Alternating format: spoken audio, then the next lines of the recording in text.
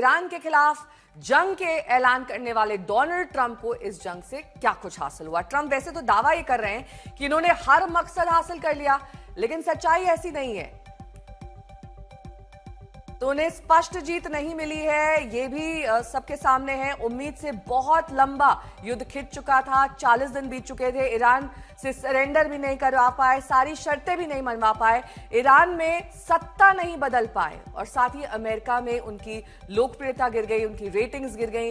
ये तमाम चीजें उनके हक में नहीं गई। नेतन्याहू के ट्रैप में फंसने का आरोप भी उन पर लगा, और साथ ही मध्य पूर्व के साथी देश युद्ध में जल गए। नाटो में भी बिखराव हुआ, जिनका सहयोग उन्हें हासिल नहीं हुआ। हॉर्मुज में मदद को कोई नहीं आया, हॉर्मुज बंद ही रहा उन तमाम देशों के लिए जो युद्ध में शामिल थे ईरान के खिलाफ, और उन्हें स्पष्ट जीत नहीं मिली। अब आपको इसी से जुड़ी एक रिपोर्ट दिखाते हैं।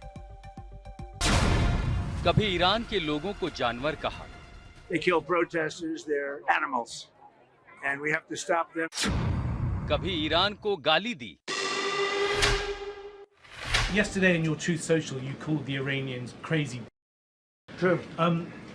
What is your response to critics who say that I don't care about critics. कभी ईरान के पावर प्लांट और पुलों को उड़ाकर पाषाण युग में पहुंचाने की धमकी, तो कभी ईरान की पूरी सभ्यता को ही जमींदोज कर देने की चेतावनी। They're gonna have no bridges. They're gonna have no power plants. Stone Ages, yeah.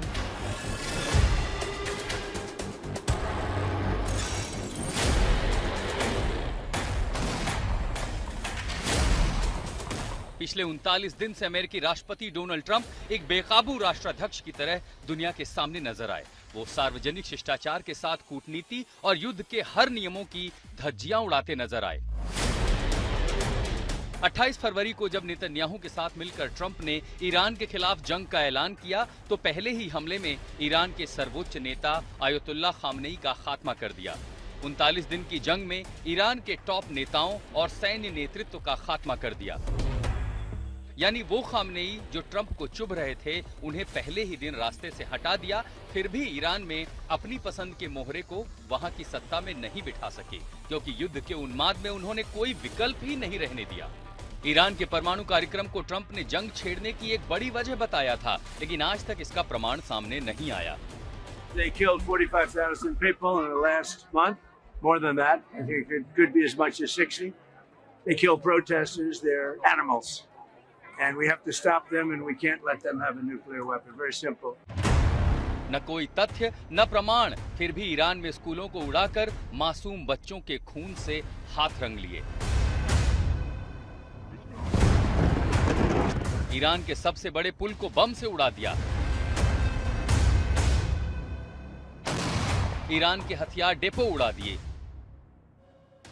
युद्ध के 39 दिनों में ईरान में अमेरिकी सेना के 10,000 से अधिक लड़ाकू विमानों ने उड़ानें भरी और 13,000 से ज्यादा टारगेट पर हमला किया।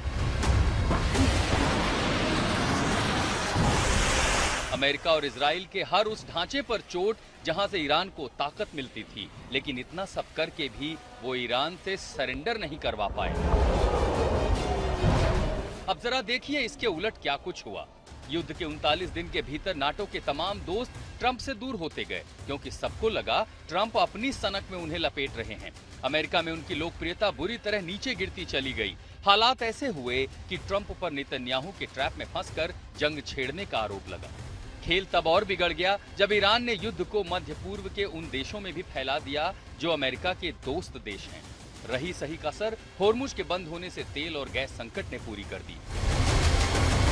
यानी परसेप्शन के नजरिए से ट्रंप के लिए युद्ध का दांव नाकाम साबित हुआ। हालांकि ट्रंप अब भी यही कह रहे हैं कि वो सभी लक्ष्य हासिल कर चुके हैं। आज तक ब्यूरो।